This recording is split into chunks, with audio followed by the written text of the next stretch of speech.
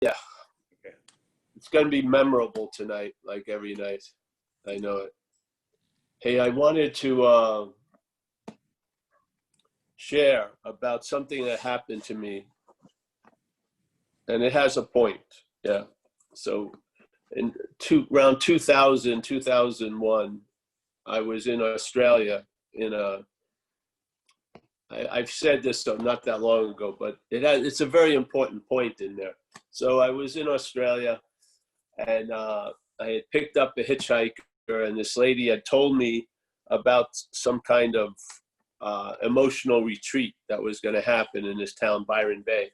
Now, Byron Bay was populated by a lot of followers of Rajneesh or Osho, if you've heard of him.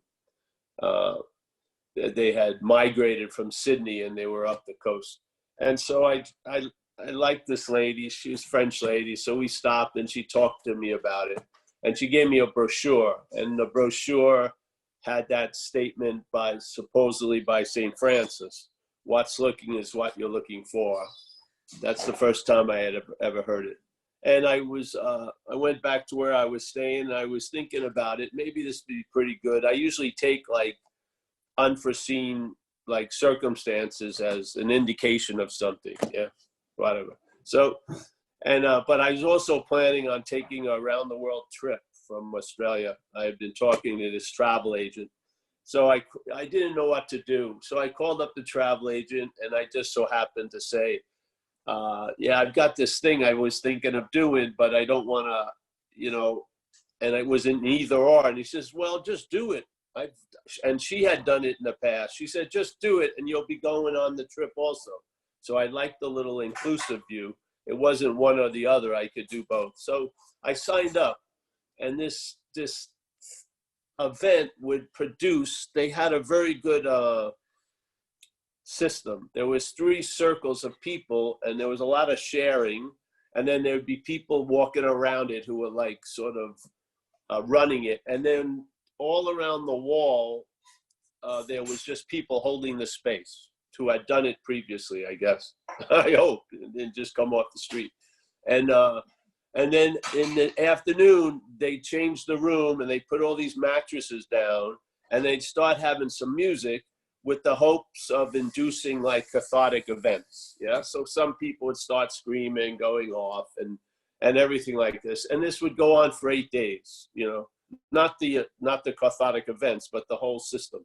And then after it, we get maybe some food, someone throw some water on you, go back, and they go over this circular thing again.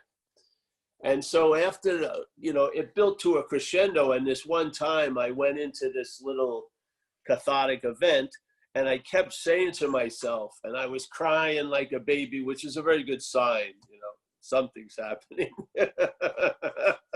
The spirituality's working. So I was crying like a baby, and I kept saying, I can never get back. I can never get back. And the feeling was I had left, let's say, the allness, and I did it on purpose. And now I was going to suffer separation from the Godhead for the, ad infinitum. Yeah. So I was bemoaning the fate that I had seemed to play a role in. I can never get back. I can never get back. And it was very profound. And a lot of people that were in that group thought it was profound. And I was given a lot of kudos for such a release, But a couple of years later, in hindsight, see, the idea that I could never get back is because I thought I left, I thought I had left, the allness, and I could never get back to it. But the reason why I could never get back to it is because I never left. Yeah. I wasn't seeing it that day, but I saw it later. The whole extravaganza of never being able to get back, premised on the thing that I had adamantly left the side of God, was totally made up. The only reason why I could never get back is because I've never left. And so the whole direction of spirituality became questioned like very quickly, because the whole point, I was there going seemingly through these events was either to arrive at somewhere that I wasn't or get back to somewhere that I had split from, you know? Like I wandered off from my nature and I need to reacquaint myself with it, whatever. And so that's the drive or the engine of seeking, yeah? But the whole premise is based on a lie in a way. My bemoaning I could never get back was based on the lie that I had left. I have never left. That's why I can't get back. That's why I don't think you can become spiritual, because you are spirit. Yeah, I just don't see. So in a way, for me to believe I can become spiritual, I have to believe something else. Yeah, it just doesn't come up. It's based on a premise that's there, that there's something that I am that maybe I don't want to be, or I want to be a better version of it or something. And there's always a driving, there's always a moving. And so over the time that I've been giving, sharing the invitation, there was times in my mental condition, I thought what happened there? I'm quite fraudulent, because if you took a blood sample of my spirituality, there would be no indication of any spirituality. It's like 0.000. And that I don't really want anyone to get better, really, in a weird way. I don't want anyone to get anything. I want to just see what I'm not, that's causing me to do or is the basis or the premise why all these behaviors are directed and pointed in certain ways. Yeah. And if I'm not that which I think I am, or that which is being thought about as me, or which is being referred to as me, or as being remembered as me, if I'm not that, then maybe everything else is going to have to shift to fit around that.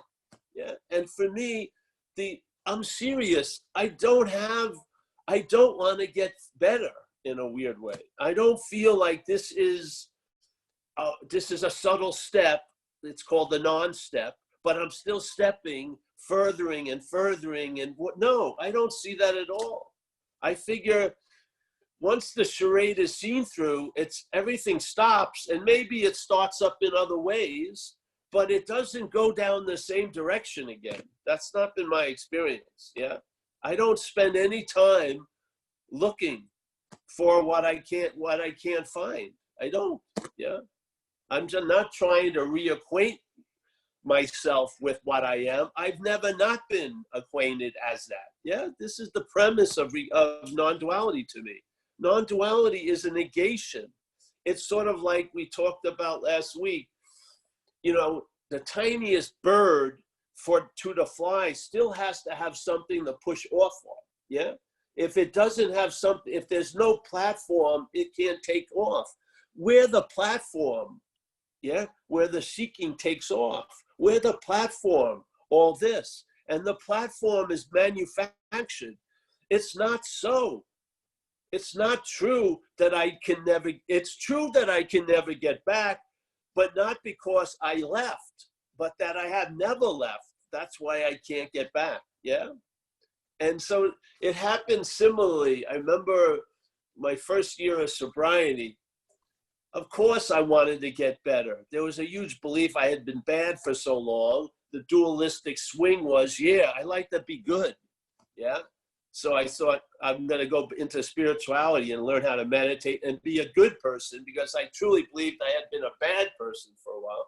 And so this lady that I sort of knew in the program in San Francisco told me about this huge event up in Mount Shasta, which is like a very cool mountain about 5 hours north of here.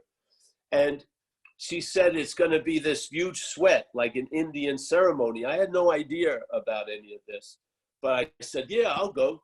So we drove up there, and I didn't know it was like the Super Bowl of sweats. So in that subculture, this was the big event, the big one. And people were coming in, and when someone who'd been there before saw them, they would say, oh, there's that guy driving in on a Harley, and there'd be all these star-studded characters. and they had the Indians from Oklahoma, and they built it from scratch, and I had no idea. And so the first sweat, and they had a stream next to it, so when you run out there, you could jump in the stream. I go into this big tent, and there's that huge hole in the ground. They have big boulders, and there's an old dude sitting around there, and some other old dudes around them. Yeah, and I'm standing up, and I'm holding on to the rafters, and there's so many people in there. Suddenly the flap goes down. It's totally black. I can't see anything. I try to sit down, and someone's head is like under my ass. So I have to sit up. And then suddenly this event starts happening, and then the waves of heat, they throw shit on there and herbs, and there's waves of heat are hitting me. And I ended up burning my underarms, my ears, my nostrils. But there was no way in hell I was going to run out of that sweat, because I would have been the talk of the whole fucking weekend.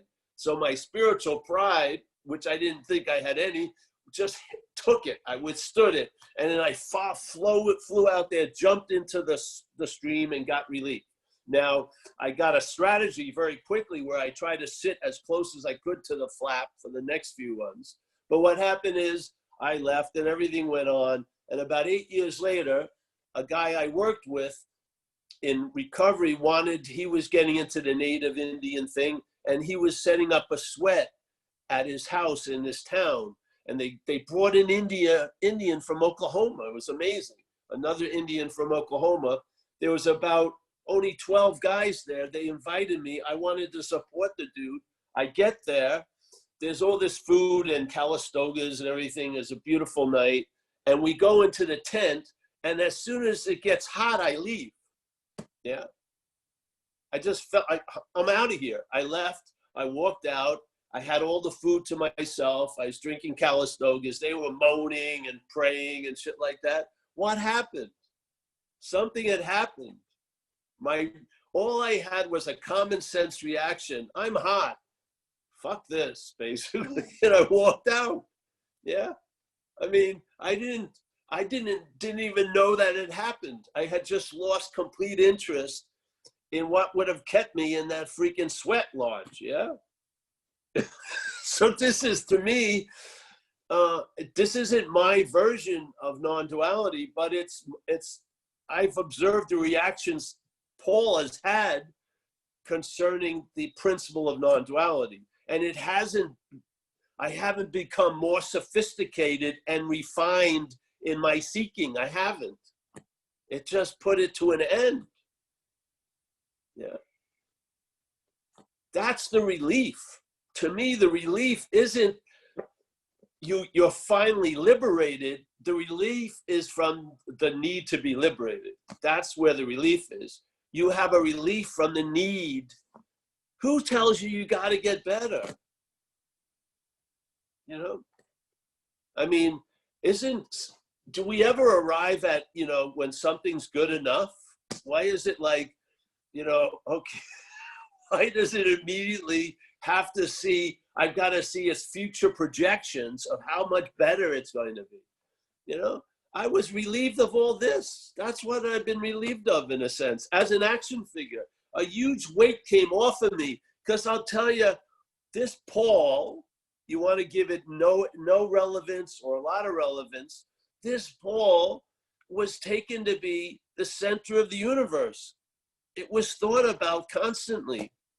Yeah. It was whipped into, you were so bad, you got to be really good now. It was just slavery. Yeah. And once I saw certain things, and I mean saw meaning aware, not seeing with my eyes, but something was seen. All I can tell you is the Urban Renewal Project, that was this whole event called Paul, was suddenly stopped. The budget, no money was being sent to the Urban Renewal Project. No more, it was just done. And then what came in was a sense of acceptance. I had a memory of it from my grandmother, but I hadn't been breathing it in and out for fucking years. Yeah. I felt acceptance, not for you and for this, but for this, yeah, this. And so much shit was called off, and this has been the better for it. It has, yeah. And this, the only feeling that I have about this, really, if you take all this conceptual flatulences, yeah, it just wants to travel lighter.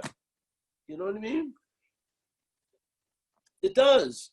When it's on a 10-hour plane ride, it'd like to be a 4-hour plane ride. It doesn't have giant, lofty ideals or goals. It just wants to travel lighter. What was necessary was it had to become very clear that it was the source of the heaviness. Yeah. That was the clarity. The clarity was, this is incapable of knowing what it already is. It's incapable of it, yeah? It's impossible. Because it's geared and programmed for experiences. You can't experience what you already are. Knowledge, it can't know what's knowing, yeah? Understanding, its understanding is incredibly severely limited. Severely, because the programming doesn't have much, there's not much upgrades in the programming. Yeah, there's not like constant new uploads. It isn't. It has a defined ceiling, and maybe that ceiling would be reached with being of service, you know, being available, because now you realize you cannot not be in a moment. You're always where you always are. Maybe gratitude, you know, these things are its grandest expressions. But those expressions don't even come from it. It comes from what we are coming through it, yeah? So I see this as just an observational point and an expressive vehicle, really. I don't believe this causes fucking anything, yeah? So, this is not like the last house on the block. This ain't a house. This isn't a super subdivision of spirituality, I don't feel. I feel it allows a whole undoing of what was premised and conceptualized, and maybe nothing else will be built on it, yeah? But it will bring it back to the ground we all stand on. That's what I feel, yeah? And then see what happens. So, yeah.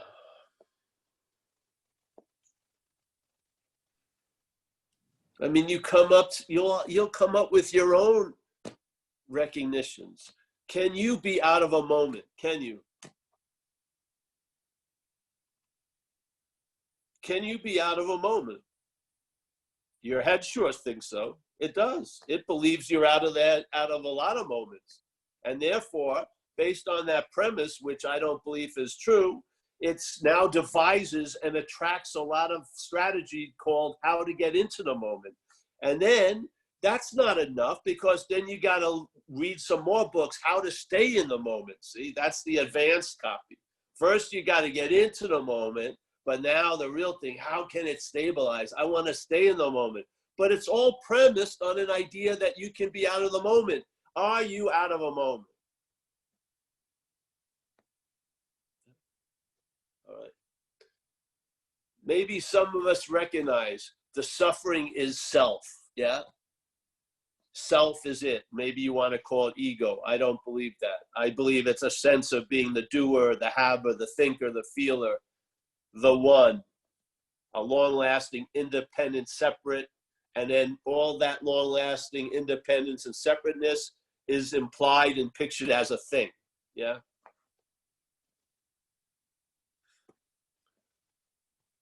I do not believe we can be in self. So in fact, there's no need to try to get out of self. Yeah, that's the fundamental shift of everything. I don't believe you're out of a moment. So therefore, I don't see any need to try to get into the moment. And I don't believe you're in self. So there's no need to try to get out of self. Yeah, that's the message. You're in, the head's in a lot of shit, for sure. The head's in a lot of shit, and then it says it's out of a lot of shit, but you're not the head. Yeah. I don't see you as what you are going in and out of anything, really, because the in would be in you and the out would be in you. So do you actually leave and arrive? I don't see it.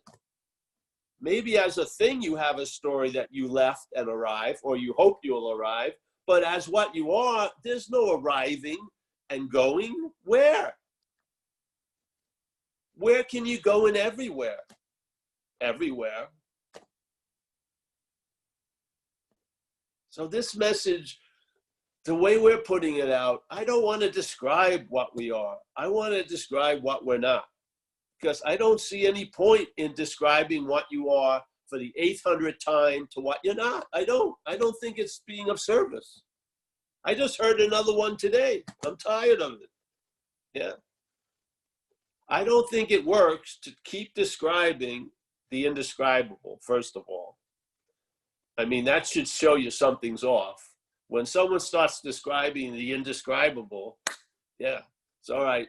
I don't see the point of describing the indescribable to what you're not. I don't. I think it's really important to describe what you're not to what you are.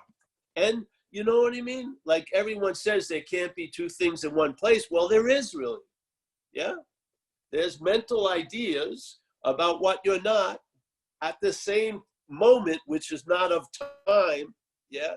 What you are is there. So in time, what you're not seems to be the dominant event.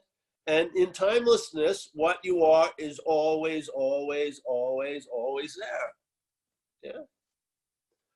So when you speak, you're speaking, hopefully, to what you are. What you need to do is speak through what you're not. So you have to hopefully talk as if you're talking to what you're not, but get the message through to what you are. Yes? Because what you're not, getting that it's not what you are, doesn't go anywhere. I'm telling you. What you're not can only be what you're not. That's all it can be. In its being, if it tries to be anything else, it's just being what it's not. Yeah? In a way. Self can't get out of self. What you're not can't get out of what you're not to enter what you are. It's impossible. So the message hopefully is warnings about what you're not to what you are. So what you are, not warnings to what you're not, but warnings to what you are about what you're not. Yeah? And so how do you describe it? All right. It's of a mental nature, not of a mind nature, mental nature. Its movement is to claim. It's probably the quickest process in the world of time. Therefore, it makes no sense to try to process yourself out of it when it claims to be the processor before the process almost even starts. Yeah, I mean, obviously. So whatever you use to get out of it, that it will use that to reinforce you're in it. Now, does it mean it works every time? No, it's mechanical though. It is mechanical. And it's not up to us, but in a sense it's up to, yeah. And it's a leaning. And hopefully,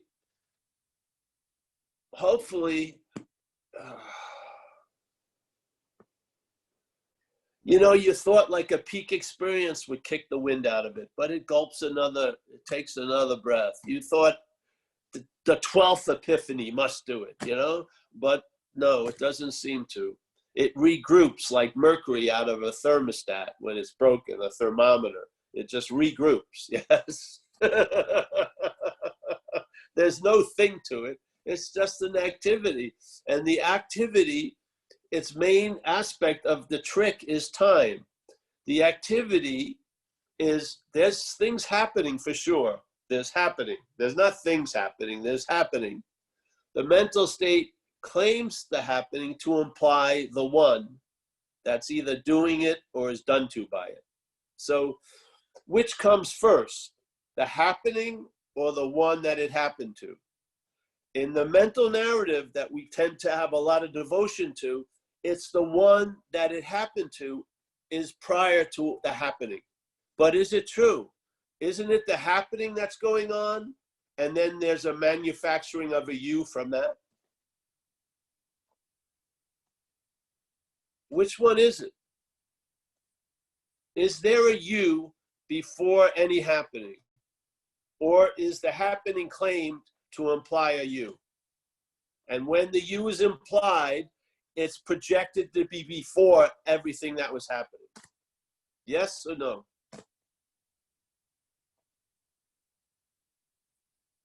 So which comes first? Does the verb come first, the verbing, or the noun? If you're listening to your head with great devotion, the noun is first. Most definitely. And then the verbs are auxiliary. That's the narration. That's an interpretation. In living, the living is what's happening. The verbing is what's happening. There is no river, there's water rivering, let's say. Yeah? But then the river, the name is given, so now you think you know the Colorado River by having one glass of Colorado River water, but you lose the essence of the Colorado River, which is rivering. Yeah? So is this a world of nouns or is it a world of happenings?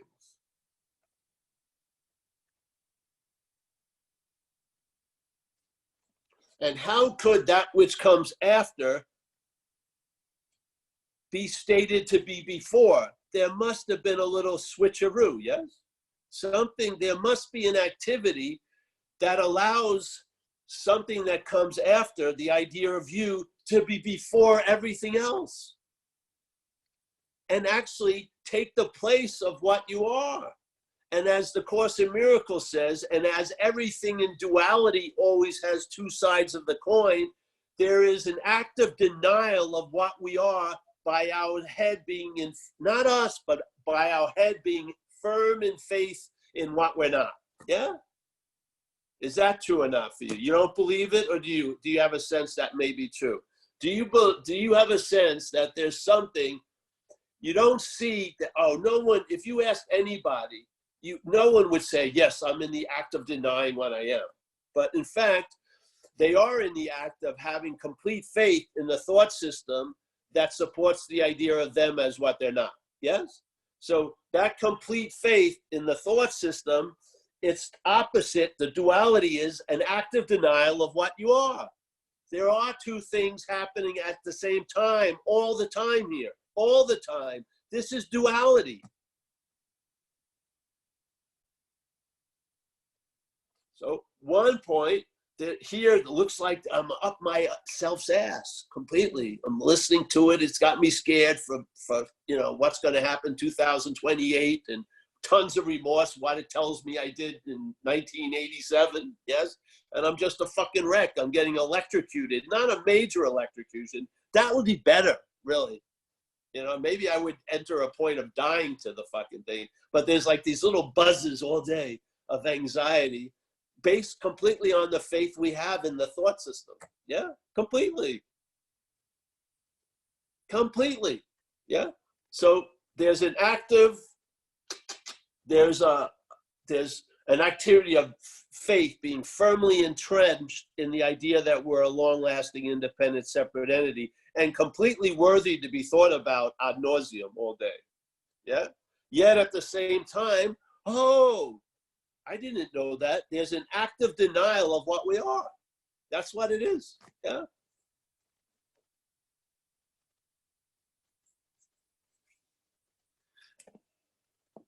An example at talks. If you're waiting to get it, that's faith firmly entrenched in what you're not. Yeah. Because what you're not is never going to get it. Never going to get the message. Ever. Yeah. It doesn't have the capability. Its bandwidth, its mail slot isn't big enough or small enough, really. Yeah? It's not going to. So what would that be? after you go to 500 talks and you're super fucking pissed, you know, and other people seem to be traveling lighter than you, and they're Johnny come lately. They didn't even read Nisargadatta, you know, and I went to India. Fuck, what the hell, you know? And, you know, you just don't get off the bus. You just keep going and keep going. Isn't that firm in faith?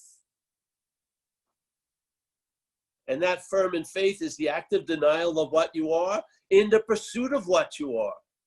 You don't see it?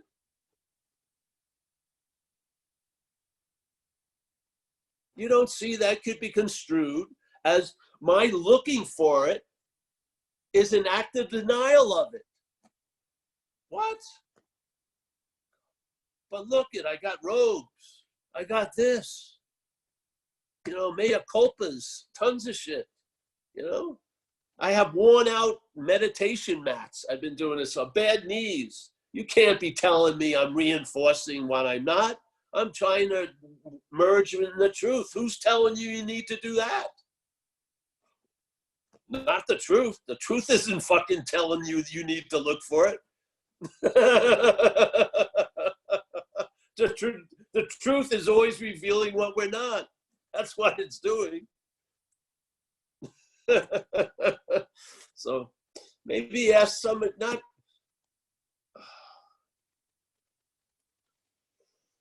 you know, there's a different ways they've said, St. Francis said it. I like the what's looking is what you're looking for. Does that feel true or not to you, really? I don't really think so. Well, because what's looking,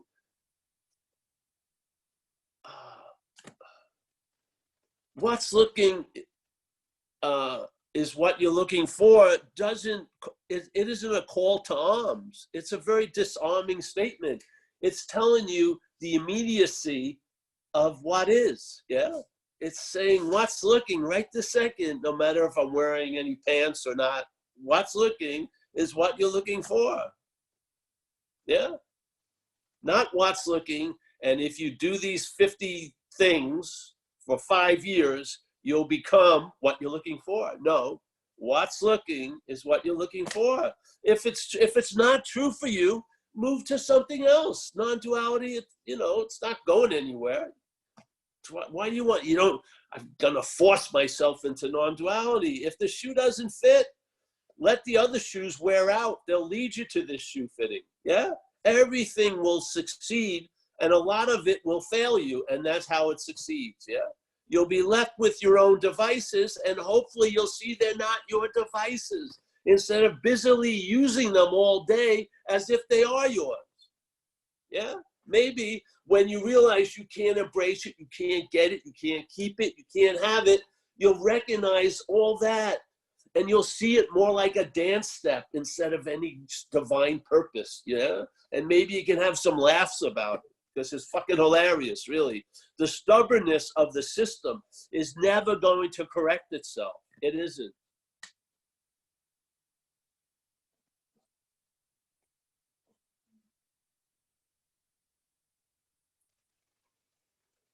Just see it. See see selfing. All you need is a few segments of it. It shows you everything about it.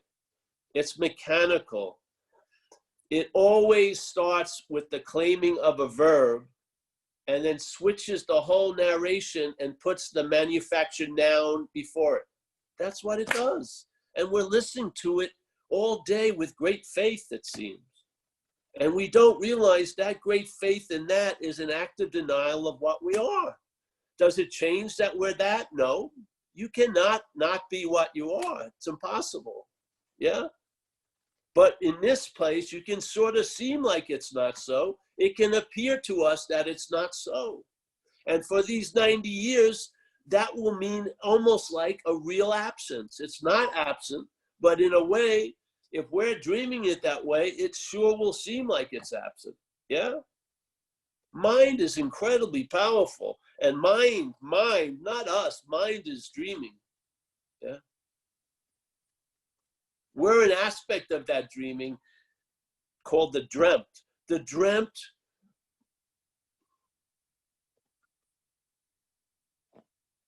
we'll never have a clear idea of the dreaming. It will always be framed as the dreamt. Yeah. You speak to the dreaming about the dreamt. You don't speak to the dreamt about the dreaming. It's at the same time. You're always there. What you are is always here. This other thing is sporadic. It comes and goes. It disappears and then appears again. But what you are doesn't. Yeah? They're, in a weird way, are occupying the same space. One is a little bit of a bubble appearing on the surface where all our attention and interest seems to go, and the other is this giant, giant ocean that sees the bubble for none other than itself. Yeah, there's no distinction from the ocean's point of view. Yeah. It's the wave's point of view that it wants so much to be a wave, it has to distance itself from the ocean and then try to experience the ocean, understand the ocean, know this ocean as a wave. Yeah. Just see you're not the wave, and what will you find out? Immediately, you are the ocean. How long has that been the case? Always. When did this happen? Never.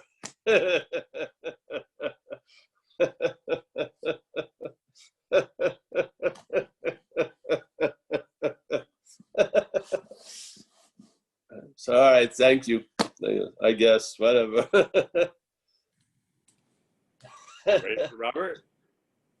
Wow, Robert.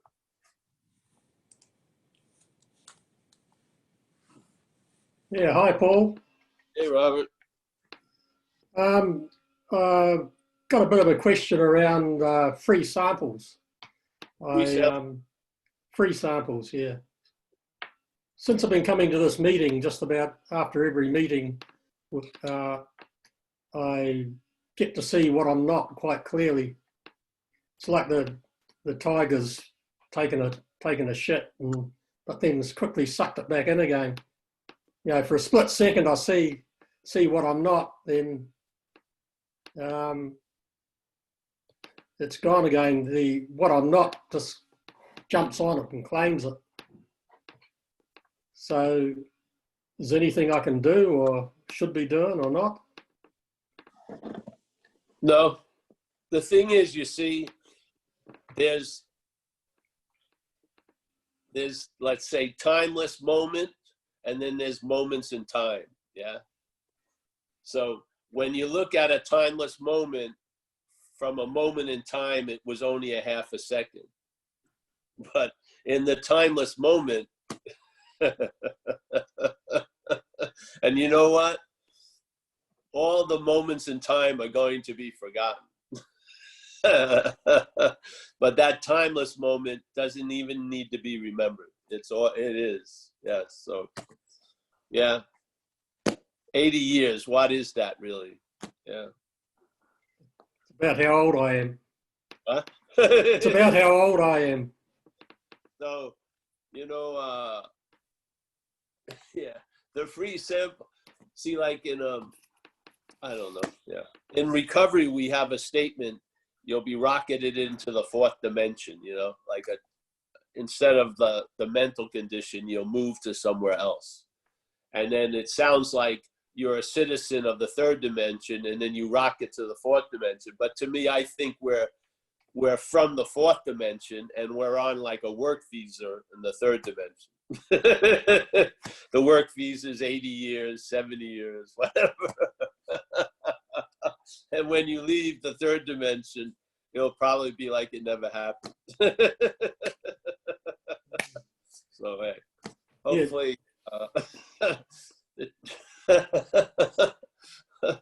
yeah. But what I do see in that, what I do see in that, split second is, as you say, the mechanical nature of it, but yeah. Really how very small who I think I am, how very small it is in the grand scheme of things. Yes, very. Just tiny. But it has to be very small to think itself so big. Yeah. Yeah. Yeah. Short man's disease. Yeah. Yeah. But hey, that free sample, hey, that's a great gift. It is. Even though it may have been surrounded with time, that timeless moment is a great, great gift. Yeah. Because some stuff, see, your head will keep telling you you forgot something or you need to remember, but that's unforgettable. That's your awareness is always that. Yeah. Yeah. I mean, really, after all the huffing and puffing and coming and going, basically, if you want to see it as a screen, and these movies appear on it. And I used to always think, I love the screen analogy because really, it's probably one of the smallest investments of the movie theater, because probably they'll have only one screen for 70 years of movies. Yeah, one screen, and every movie that appeared on that screen, if it was an army movie, it didn't blow a hole in the screen. If it was a sad movie, the screen didn't get wet. Yeah, so that's in a sense of what we are. We are that awareness. Yeah, and then there's a contact through consciousness with appearances, yeah? And we're in a little time bubble, and that time bubble seems super important when you're in it, and then just like an hour ago seems super important, but loses its importance so quickly an hour later, yeah? It doesn't it really? Not too much shit holds its story for long. And so you keep seeing the ephemeralness of the appearing, but sooner or later the free samples keep bringing you exactly to where you never left. Just that awareness, that indiscriminate, non-volitional, not able to be moved, not brought into the light or out of the light, just what is. Yeah, it just becomes a dominant influence as you travel through the daily moments. Yeah, after a while, because we don't notice what's always here. We don't. Yeah, it escapes us. The programming doesn't pick up what's always here. It sees shit that comes because other shit go. Yeah. It doesn't the fish, probably lives a whole life not knowing it's wet. Yeah, because it's always wet until it lands on the boat. Yes. So this is the point. And these free samples are to key you back into that ever-present fact, yeah? So that you can travel lighter through all the shenanigans of denying that fact, being asleep to that fact, avoiding that fact. It doesn't matter. The fact's the elephant in the room here. It's just so. There's awakeness, and that's a fact, yeah? And I don't think awakeness comes after anything. I think awakeness is before everything, yeah? I don't think we become awake.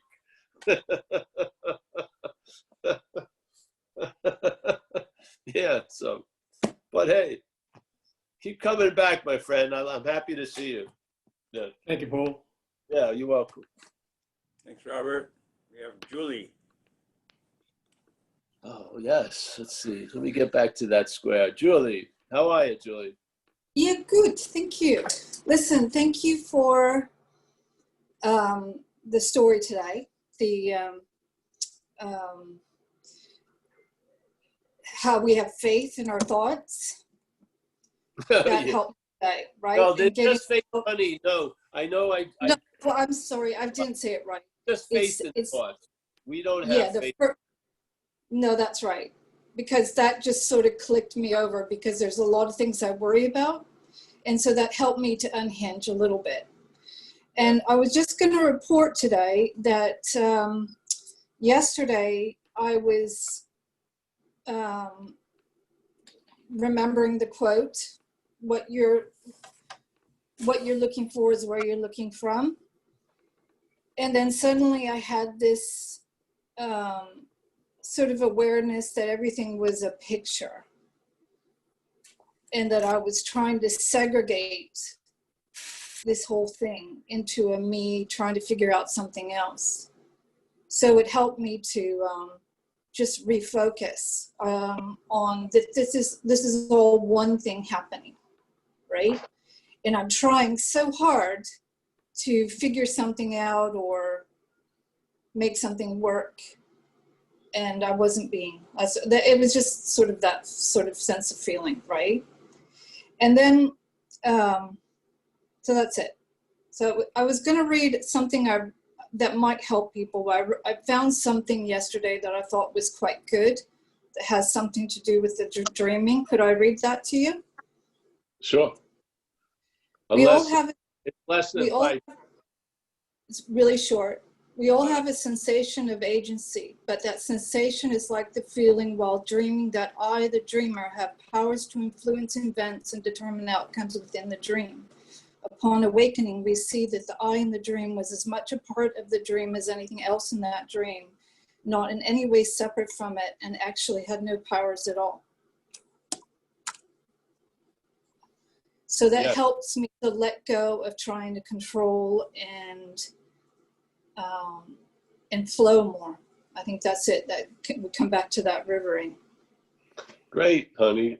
There's no me trying to disturb it anymore. Or recognizing that it's trying to disturb it, but you don't have to buy into it. Well, you're just not. Yeah. Yeah. Yeah. And then I realized what you were saying about the character, because we were talking about the stickman and the mole and the mechanical function, and I was always trying to simulate what you were trying to say by that, and then I realized that was the me that I was trying to control. So that settled in well. Well, great, honey. So I started a little bit of that, and then I came back to noticing, just trying to notice. Well, don't So worry anything about. you have to say about? Yeah, don't. No. Oh, You don't have to notice that you're noticing. okay. I don't think so. It's just what you are. Just notice away. Yeah. Okay. It's what you're not trying to keep up with it. So there could you explain that a bit more, because there are some people who really profoundly believe in noticing the noticing. Oh yeah, great.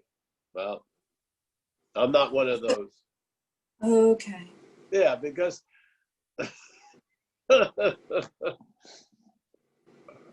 Okay. what I'm interested in. See, the last thing that needs to be noticed is the noticing. I need that. What I'm interested in is the claiming of noticing to imply there's a noticer. Yeah, that's what I'm interested in. Yeah. Yeah. Okay. I don't care about noticing. I care about noticing the add-on as the noticer. Okay. That's all. Is that so? I'm Maybe not going I've to argue with anyone. This is just how I see it. Yeah.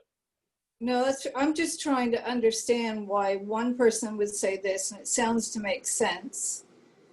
Well, it does. Of course, it makes sense. But everyone has different flavors. That's what's nice. And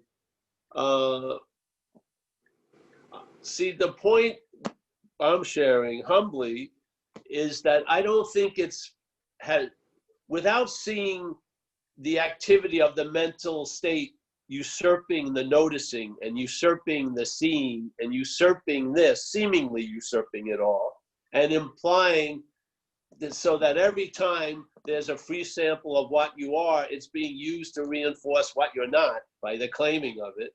Yeah. I feel without seeing that, it's pointless to go on, because the mechanicalness of the claiming is going to seemingly succeed. Yeah. Right. That's I'm very pinpointed at one little idea. I don't care about anything else.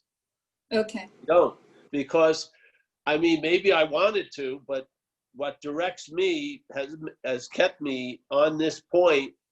And people who know me say they're hearing me. They come back after 10 years. Is there anything new? No, there's nothing new. Right. Okay. There's nothing new, because I'm just following direction. You know, I don't have a, it's not like I'm channeling, you know, Adam or something, but something, there's an information that comes in, and it's pretty clear that, yeah, just stay on this point. Yeah. Okay. And then everyone else may have different directions, but yeah, but that's everyone else, and you're here. But it's just, it's more like when I don't argue with myself, I'm happy. When I don't have to question or doubt myself, I'm happy. Do you see what I mean? And that, I guess do, but the thing is, honey, there'll probably be questions and doubtings arises. You can't, okay. your happiness I see. be based Okay. on something being absent that's going to be mechanically present. Right, right. Thank you. You're gonna cause more fucking suffering for yourself. Right. You've got to see there's no one that's having these, doing that shit. Yeah. Yeah. Because see, I'm just telling you, all right, there's a distribution line where interest and attention gets moved. Yeah. And the interest and attention, its biggest mover or magnet is it's you. Yeah. Yeah. You is the real, that's where the interest and attention goes. The miscellaneous shit that comes after is just touched upon to reinforce that. Yes? Right. Right. For the loop of self-importance. So we're just trying to cut the distribution center. So basically what you're saying is that once that thought goes, it's almost like you're in selfing, trying to get out of selfing again. It's just drawn everything away from the actual. No, what I'm saying is that, all right, I'd be happy if only this didn't happen. Yeah, well, you know what? That is happening is probably mechanical, so it's going to keep happening. What's causing it to have importance isn't the mechanical move, it's the idea it's you that it's happening to, or you that is doing it. So we're just looking at that pivot point, because that's the spigot where the attention goes to and leads from. I'm serious. I've seen it. I've seen the plumbing. Yeah, I've seen the plumbing. I know where they put the little things that do it, and it's like the sense of my has more oomph than any problem that comes after it. So there's my problem, which is totally different than a problem. My resentment, my thoughts, than thoughts. Thoughts are totally, you cannot believe the difference between wild thoughts and domesticated thoughts. They're completely different. Wild thoughts come and go. Domesticated thoughts, you got them grazing on fucking, oh, it's me, I'm the thinker, and they're just refeeding and regurgitating themselves. Yeah, because they're all being used to reinforce the thinker. The thinker is, wild thoughts come and go. It's the idea the thoughts are being used to reinforce the thinker. The thinker is the bondage point. Right. Then this is where I feel like just my work is, because the addiction was an overthinker. You're taught to think this way. You're taught to be conditioned. So you're still on this treadmill of trying to be right or do the right thing. And I've now, just in the last few years, learned about character, which I hadn't heard before. So then I had to learn about character. What are they talking about? So all of this is brilliant, and it's just, but it's like constantly bringing up this point for me, just to. Yeah. Well, thank come you. Here, and this will be like a spa. Just come here. You can take all your speeches from from when I've heard them anyway, I've really appreciated it, because it creates a softening for me, right? And I was able to say to somebody yesterday, because I really love the idea of verbing, and then the I comes afterwards, and that's presupposed before. And then I had to say to somebody yesterday, you can't find what you already are. You can't become or unbecome something that you already are. Yeah. So even though I say these things and I believe them and I know that they're true and I'm totally accepting of them, sometimes when it comes to apply to the things I'm thinking, that's when I kind of like slip a little. Do you see what I mean? Don't worry. It's like Ramana said, your head is in the tiger's mouth, so don't worry about it. Okay, Seriously, thank you. it's the worry. You think it's a sort of a deterrent. It's actually an accomplice in the other shit. Yeah, so don't. Yeah, you're not that. Okay, Yeah. thank you. Yeah, yeah. Thanks, Julie. Art Thank is you. next, and we have a question by chat. Who's the next one? Art. Art. Yes, Art.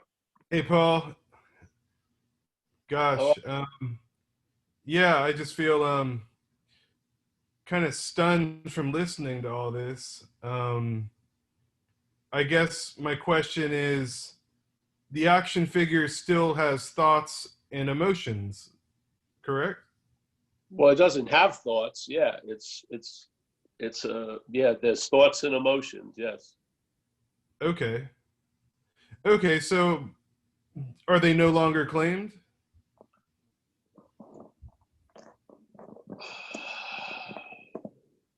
I don't understand that one. Are they no longer claimed? You were saying how the mind claims faster than anything in the universe. Oh, yeah, yeah. Well, it attempts to claim. It needs to convince the audience if it's so or not. We're sort of the audience. Yeah. Do you know what I mean? No. All right. No. You see, the magic trick isn't actually done. It's implied to the audience that it's done. Yeah. So there's no rabbit out of the hat. There's no pulling a rabbit out of the hat. There's an implying that the rabbit was in the hat. All you see is the rabbit and the hat. And then this thing implies that the rabbit was in the hat. So then you come to the conclusion, oh, he pulled the rabbit out of the hat. That's all bullshit. So in a way, there's claiming, but there's no claimer. Yes? Do you understand? Is the claiming and saying that there was always awareness?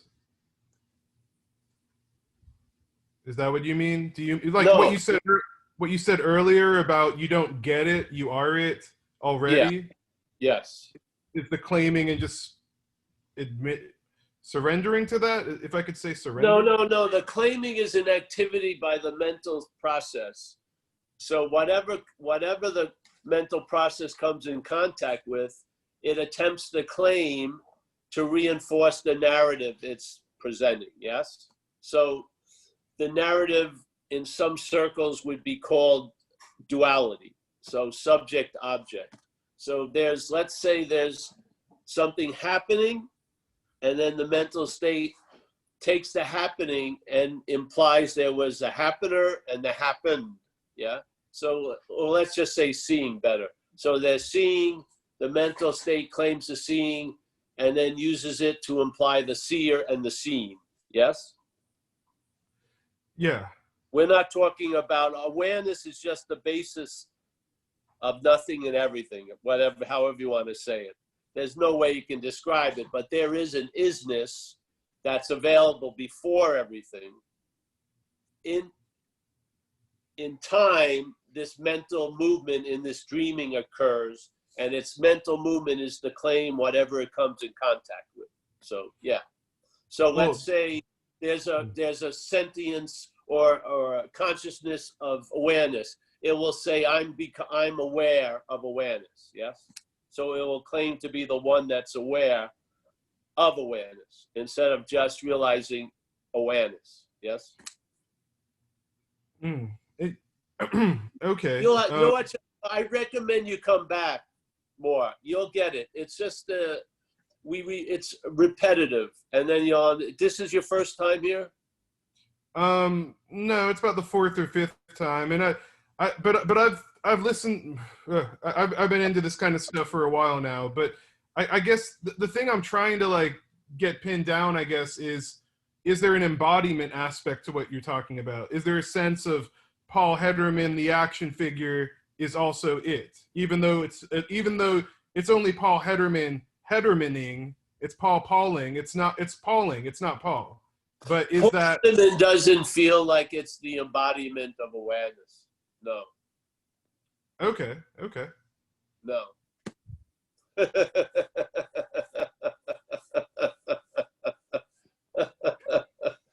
All right. Yeah. All I right. don't see this. I don't think. I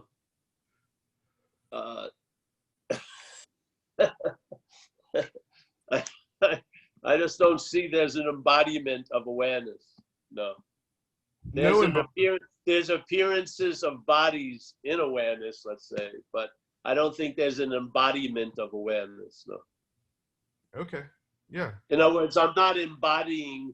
I'm a saturated thing with awareness. No, I don't. I see the thingness is in the dreaming, and you would call it the dreamt, and then there's the dreaming. Yeah.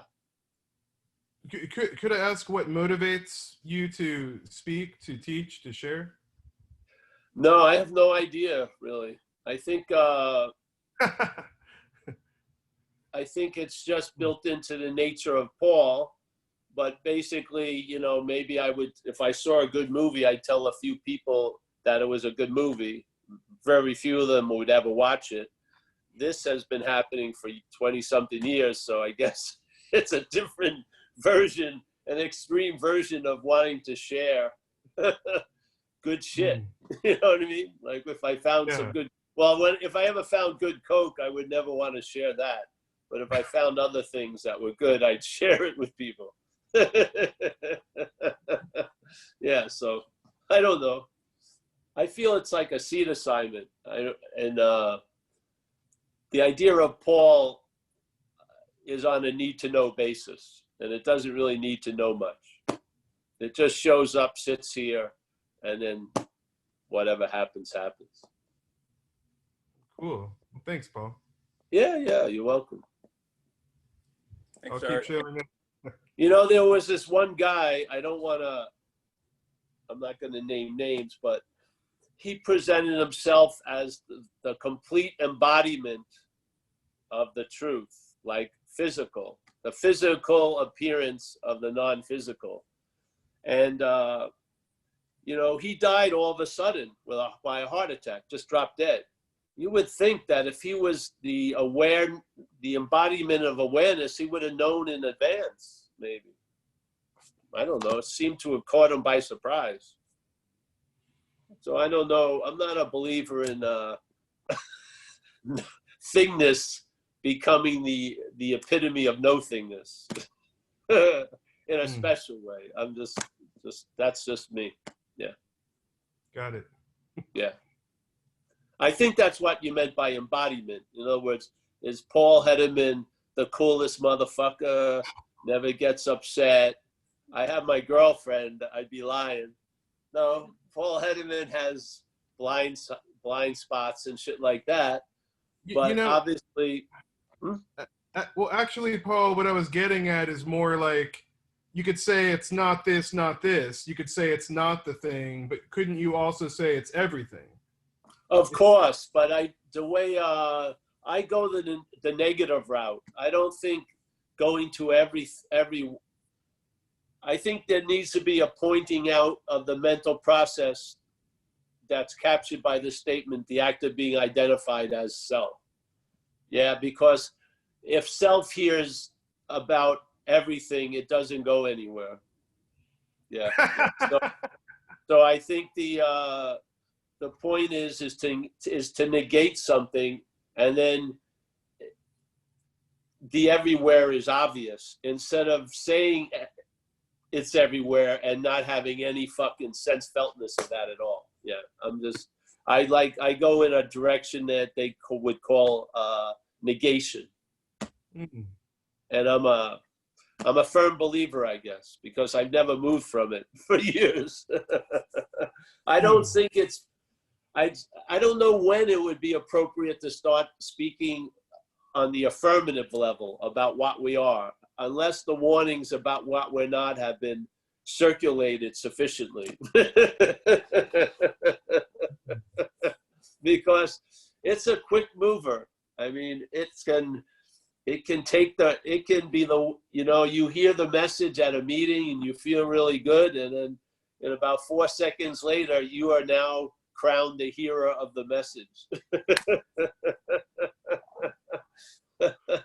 And it neuters the message very fast. There's a lot of stillbirthing going on, you know.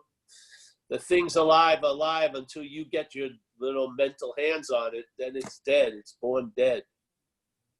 Yeah. Yeah, I'm not interested in that. So I don't like to describe the indescribable. I like to describe the describable. Maybe you'll recognize it's not you. And then you'll find out what you are, which is awesome. Yeah, you don't need to know it and believe in it or have an incredible universal understanding of it. You don't. You need to have a working understanding of what you're not, a recognition of its modus operandi and its speed, and so that when you catch it in your house, which you will, you won't call it you. You'll just recognize it as something other than that. Yeah, and then you'll never have to say the word everywhere. You'll be sensing everywhere. Somewhere always wants to hear about everywhere. I don't think everywhere gives a shit, really. I don't. So, so I could be wrong, but I don't care about that either. You can't pin it on me. Don't pin the message on the messenger. I have nothing to do with it. I'm just laying out some shoes. If they fit, wear them. See what happens. Yeah. I've been at the same shoe store. I put the same shoes on. It's not like I'm a special. I never needed a pair of shoes. No.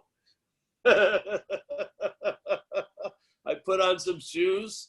I wore them, and the futility of trying to find out what I am from what I'm not became very clear and very convincing, to the point where I stopped being interested in anything like that. And, and I always use some of my big stop signs, which is Hoang Po, whatever can be perceived can't be perceiving. Hoang Po again, you can't use the Buddha to seek the Buddha. You can't use mind to seek mind. You can't use light to seek light. Yeah. One guy's talking about it. He says, I'm like a man standing in the river selling water. Yeah, I'm all for that. Yeah.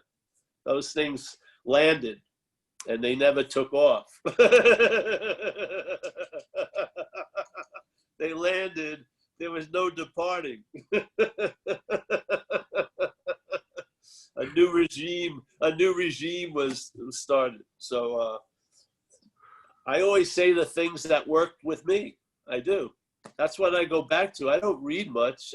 I go back to when I did read and the things that triggered a lot of avalanches, with the hopes that the same yodeling, because you got the same mental mountains, will create some avalanche movement. I have faith in the meat of the message. I do.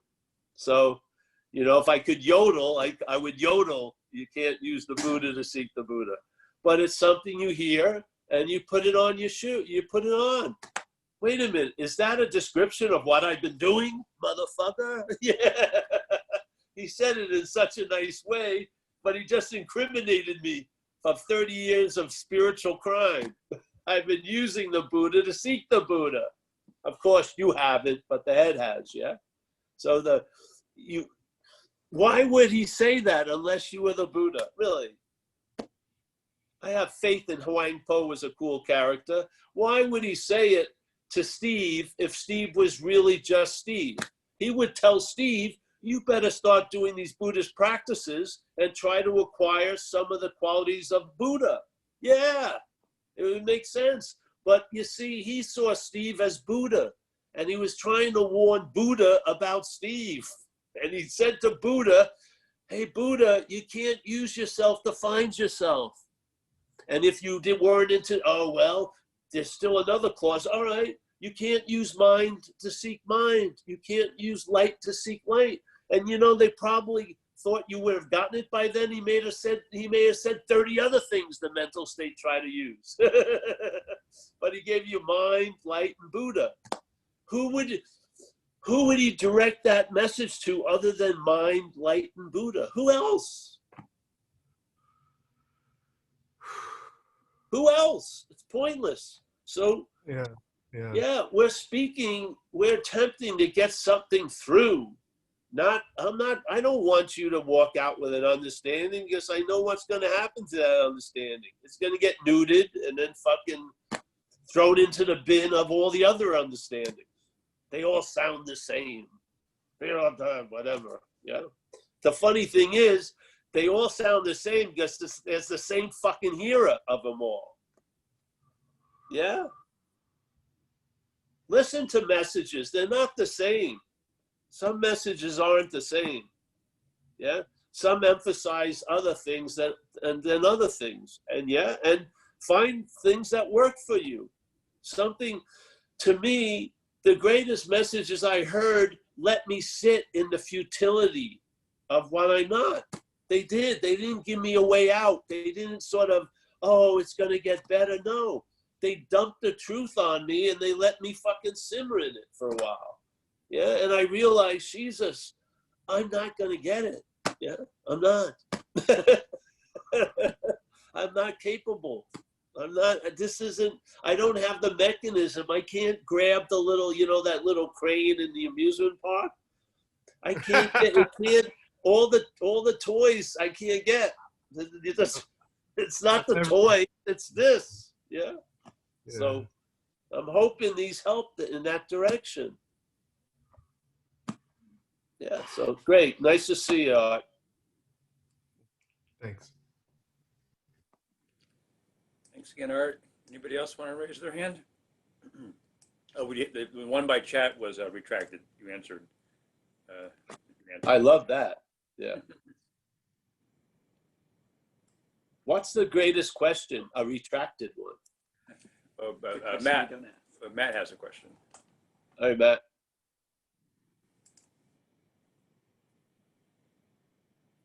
Okay, simple question. What am I not?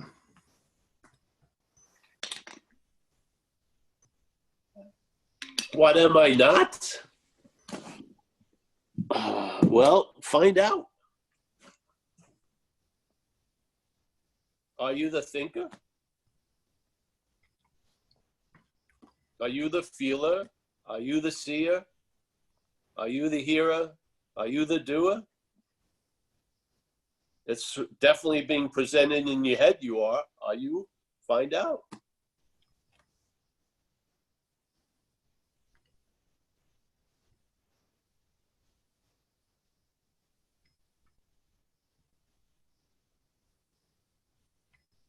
Find out. There's a whole lot of assumptions that are the foundation we're resting on, we're standing on. It's built on sand. Check it out. Yeah. How does one check that out? Hearing the message, seeing what shoes were provided, putting them on, and checking it out. Yeah. Let it sit, let it do its thing. Recognize that something that you may not be aware of is going to claim to be the hero of it in a few seconds, or maybe even sooner. Yeah.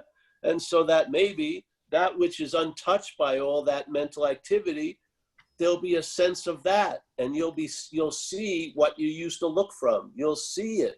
You'll see the mechanical activity of like a honeycomb of mentalness. You'll see it, and you'll see how all it does is point and point and point, as if something is always so, it always has been so, it's definitely going to be so. you never see a fucking thing. Yeah, it's sort of suggestive. It implies something, and then we, in a way, take it to be so. Yeah, and then we start there, we find ourselves trying to get out of what we're not in. We are. That's what happens. The greatest. How long would it take to escape an imaginary place? No time whatsoever. Yeah. Everyone wants to give us ways to get out. Let's see, are you in? What is it that keeps implying you're in? Is that you? If it ain't, you're going to lose interest in the in. Yeah. Having interest in the out is not losing interest in the in. It isn't. It reinforces the fucking interest in the in. The freedom is before. So yeah, find out what you're not.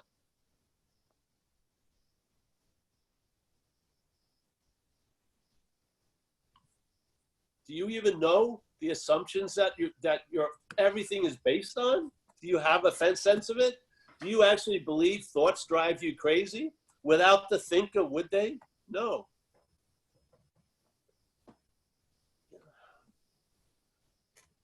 I mean, a lot of us would love to go into the stars. We don't even know what fucking ground we're standing on. We don't. We don't even know. It's like ass backwards.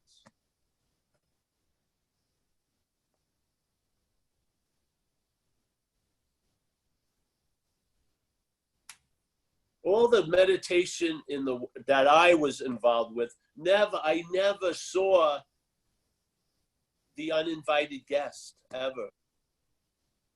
It just arose, claimed to be the meditator, claimed to be the one who had the peak experiences, claimed to be this and claimed to be that, all the while being sincere and ardent. I did, not knowing that there was a robbery fucking going on all day. Yeah. And all its answer was more. It didn't work completely this time, so now go on a longer retreat. Sit longer. Oh no, learn another technique. On and on and on. It was like slavery. Yeah? All the spiritual stuff I ever did never pointed this out to me. I heard it in a satsang on the non-duality. And then someone gave me the shoes and they fit, and I saw it. I saw the activity that was my starting point. I saw the image that I wanted to be right about. I saw what I wasn't, yeah? Of course, there's no what you're not. There's no thing that's what you're not. It's an activity. It's you. You're disguised as the policeman and the thief, yeah? Then I swear to God, man, it didn't come from arduous work.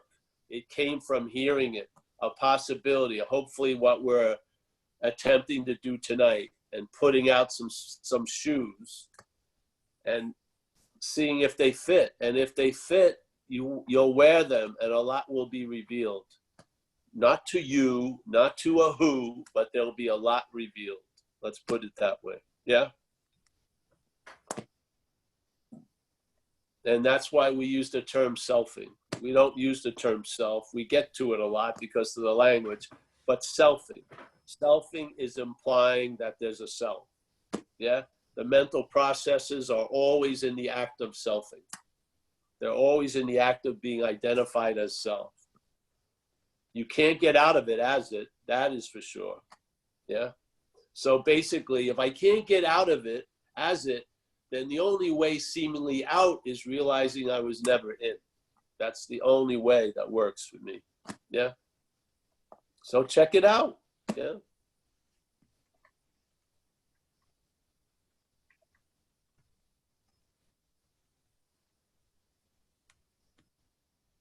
All right? I'm not out. I got it. Thank you, bro. Thank you. Thank you. Thank you, Matt. Anybody else want to raise their hand?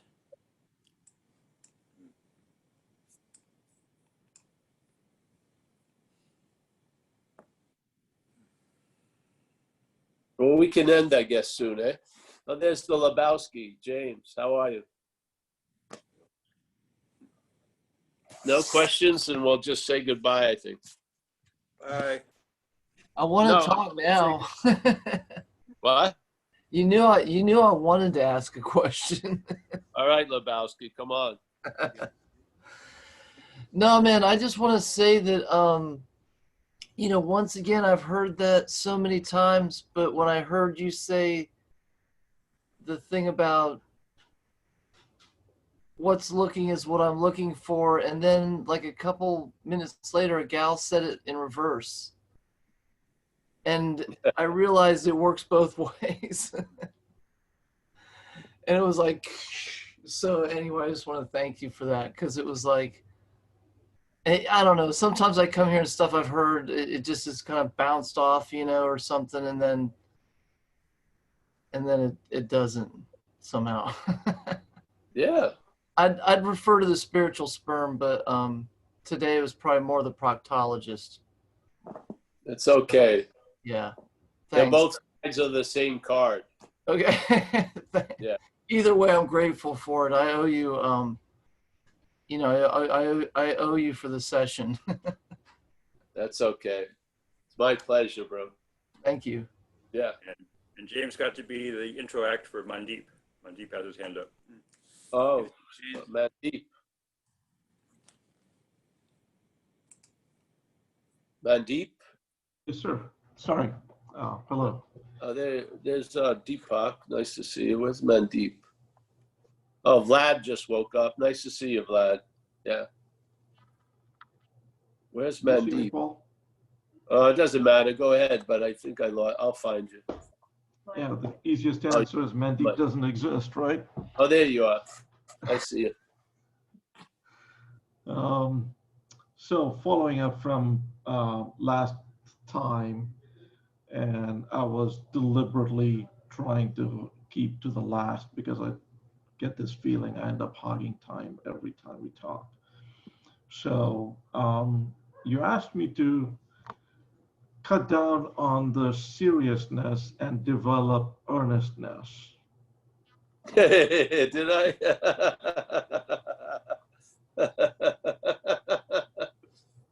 Yeah. And so I'm You ever trying run into to, a lot of serious earnestness? It can be deadly. I like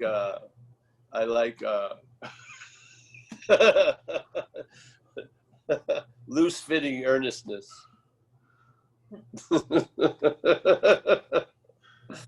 Go ahead. I wasn't giving any suggestions really, but I understand. Okay. I was joking with you a little bit, Mandeep. I was joking with you a little bit. okay. Yeah. And It seemed to Well, work. it stuck because being an engineer, I think in binary terms, and Yes. it has stuck with me. And so there's an idea that even earnestness doesn't make sense on this path. I know, but you know what happened? Someone that day had talked to me about Nisargadatta used the word earnestness, so it was Yeah. floating around in there. I gotcha. I'm waiting for it to be able to be used, and you're the person it came out on. I don't Gotcha. ever, earnestness doesn't come across my head much, the word. Okay. Yeah.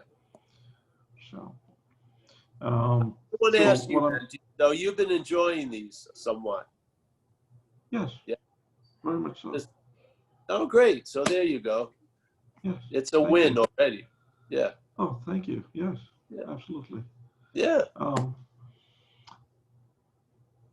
The idea, and you know, I want to give up the seeking. There's an idea, give up the seeking and let it just be. And in that being, the revelations or whatever needs to happen will happen. But let me jump in, Mandeep. The giving up the seeking isn't something you do. There's something that's seen, and maybe that happens. Yeah.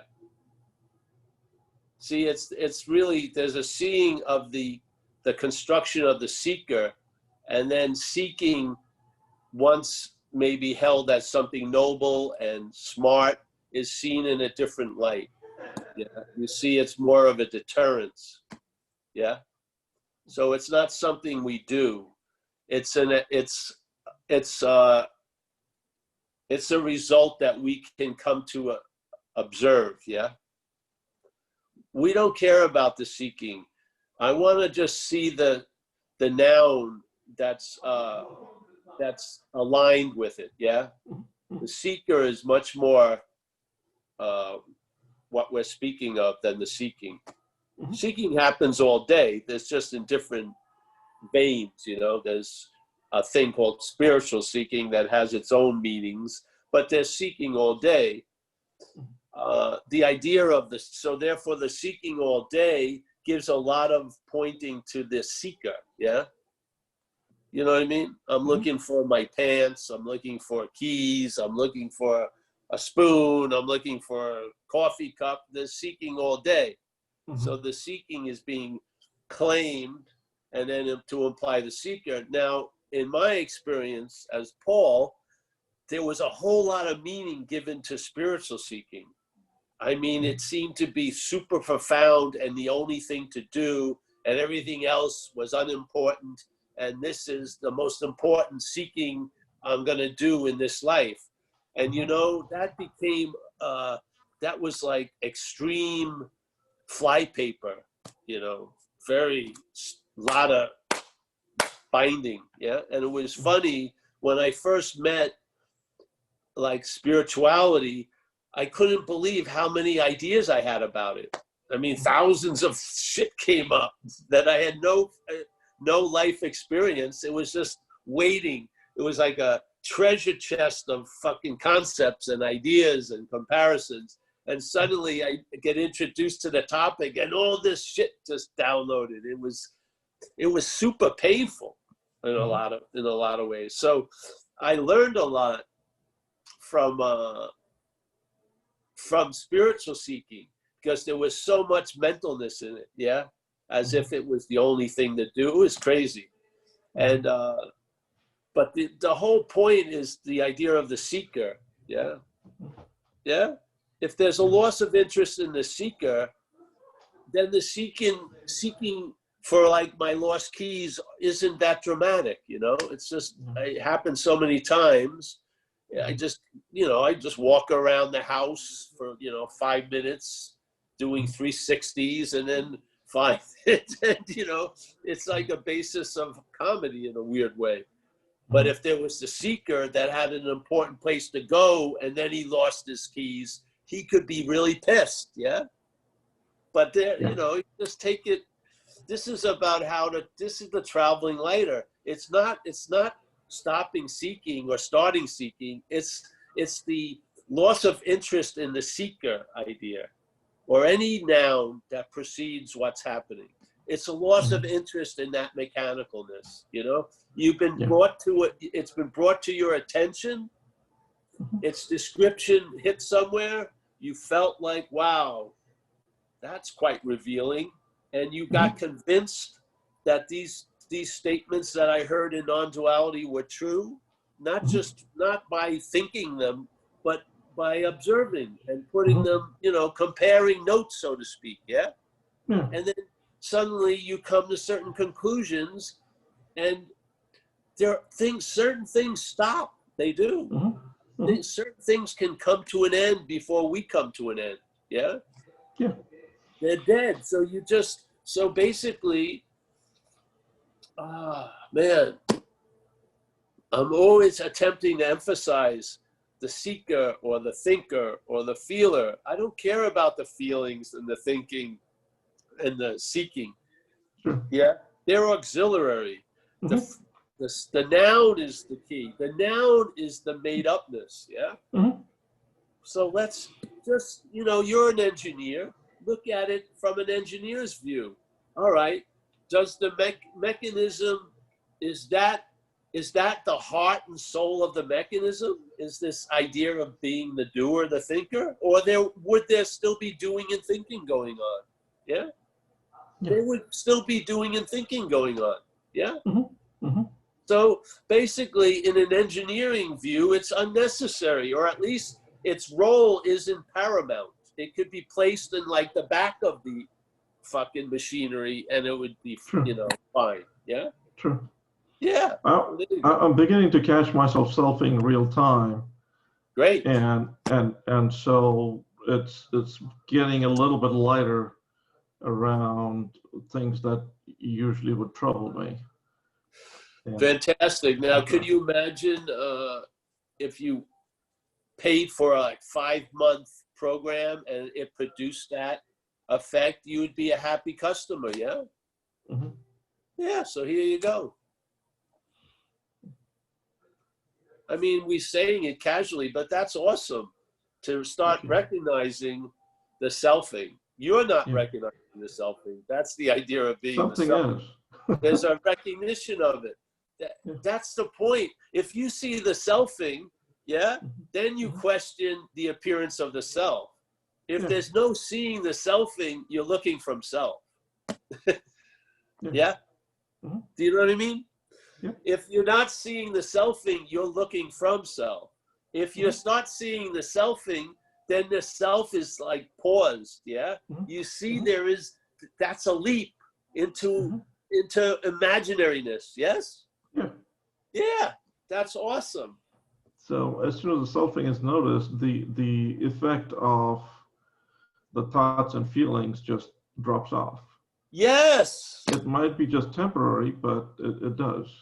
Yes. And temporary is what? Temporary. Yes. You've recognized something.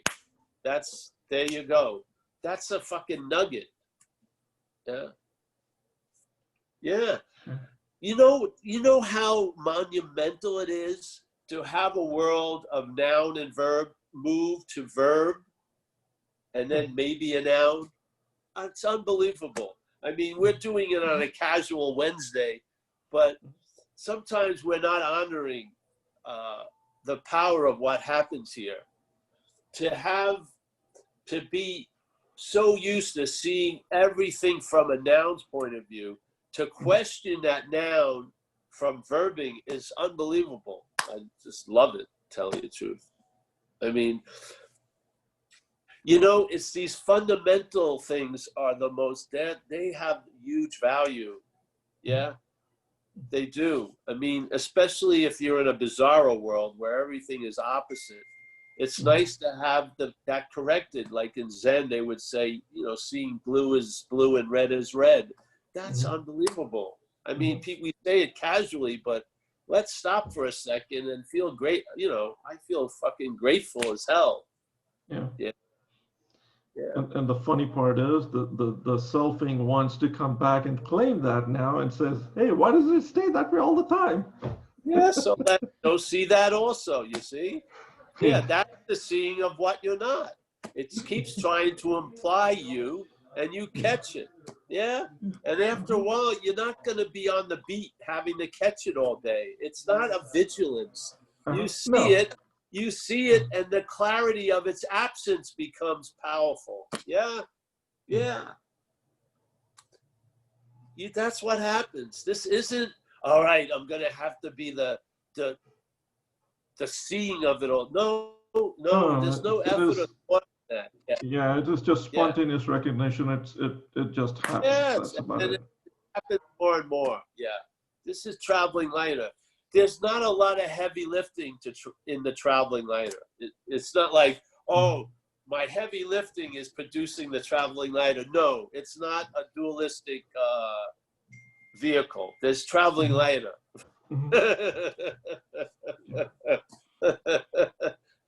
Not brought about by huge exertion.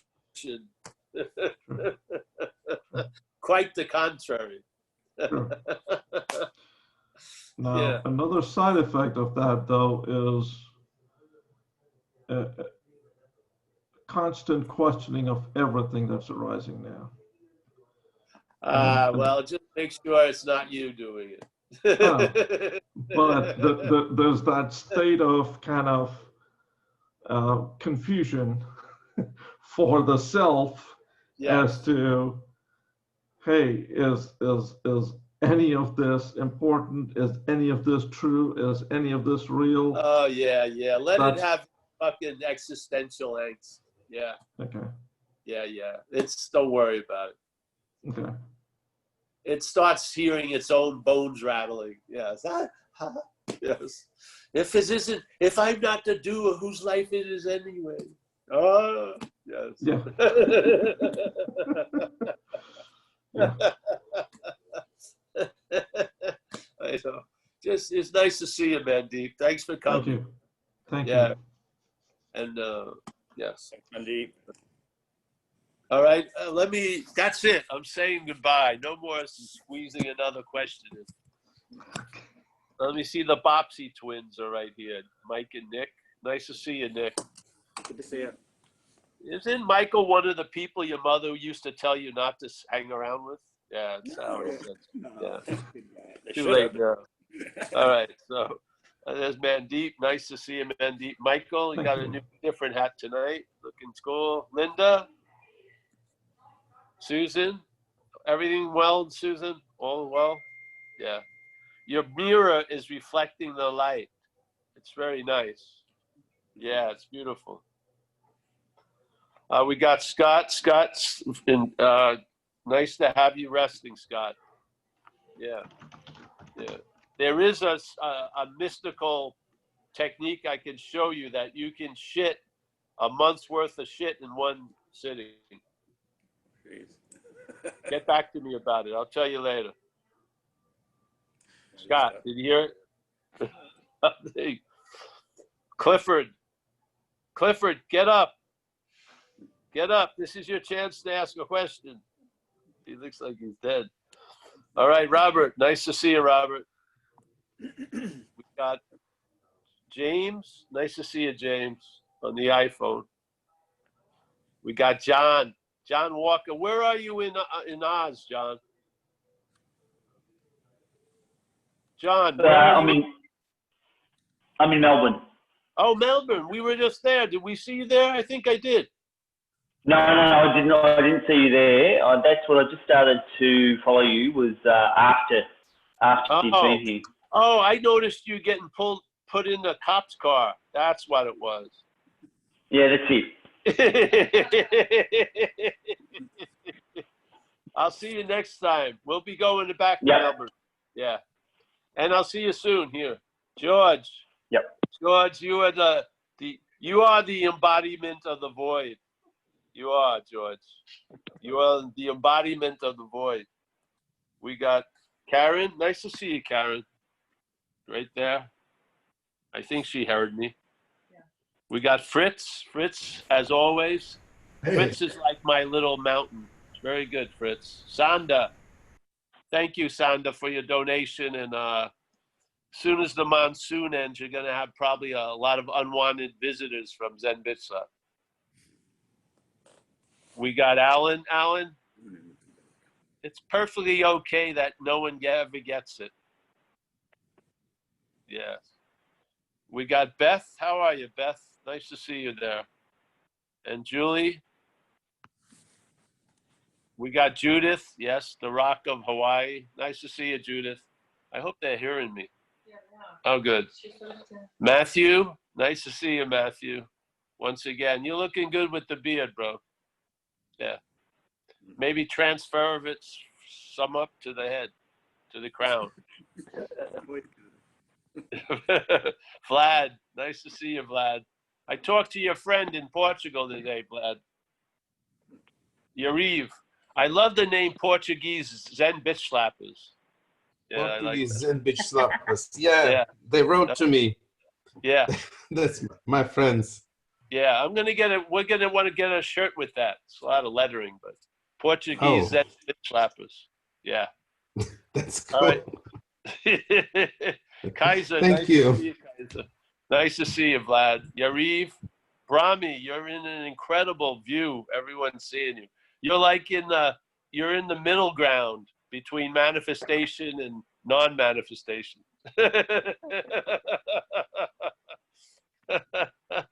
I'm telling you, stay in non-manifestation. Don't come out. We got James. Thank you, James. Thanks for throwing the softball. my baseball career would have gone better if you were my batting practice pitcher. We got Matt. Nice to see you, Matt, again. Johannes.